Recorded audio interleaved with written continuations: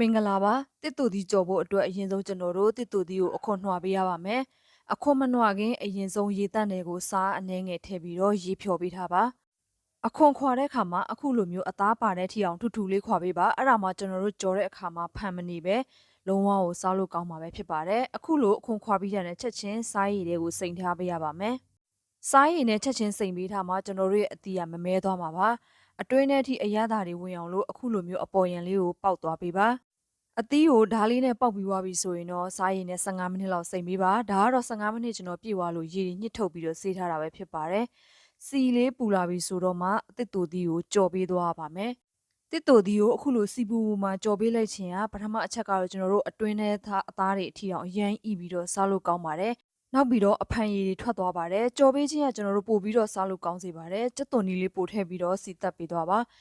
စနွင်းမုတ်အနှဲငယ်ထည့်ပေးပါကြက်သွန်ဒီအယောင်ပြောင်းလာပြီဆိုတော့မှကြက်သွန်ဖြူကိုထောင်းပြီးကျွန်တော်ထည့်ထားပါတယ်။ကြက်သွန်အဖြူရောအနီရောကြော်လာတာအယောင်ပြောင်းသွားပြီဆိုရင်တော့ပစွန်ကြောင်းမှုန့်လေးထည့်ပေးပါ။ပစွန်ကြောင်းမှုန့်လေးပို့ထည့်ပေးပါ။အယောင်တင်မှုန့်ထည့်ထားပါတယ်။ငရုတ်သီးခွဲချမ်းကတော့မိမိအဆက်စားနိုင်တဲ့လောက်ထည့်သွားပေးလို့ရပါတယ်။ငရုတ်သီးတွေကြက်လာပြီးအခုလိုအယောင်ပြောင်းသွားပြီဆိုတော့မှ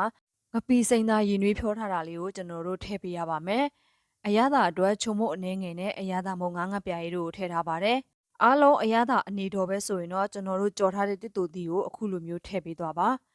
ရေလေးထည့်ထည့်ပေးပါအဲ့ဒါမှကျွန်တော်တို့ရဲ့တစ်တူသီးရဲ့အတွင်းထဲထိဣသွားပြီးတော့စားကောင်းလာမှာပဲဖြစ်ပါတယ်ရေကမနှဲမများလေးအနေတော်လေးတစ်တူသီးအုပ်လောက်တဲ့အချိန်ထိအောင်ထည့်သွားပေးပါ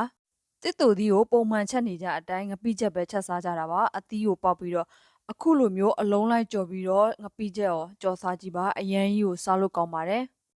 အသီးကိုအစိမ့်ချက်ထားတာမဟုတ်ဘဲနဲ့ကြော်လိုက်တဲ့အတွက်သူ့ရဲ့တစ်တူသီးအလုံးလိုက်ဖြစ်ပေမဲ့လည်းအတွင်းသားထိဣဆက်ပြီးတော့ကျွန်တော်တို့အရန်ကြီးကိုစားလို့ကောင်းပါတယ်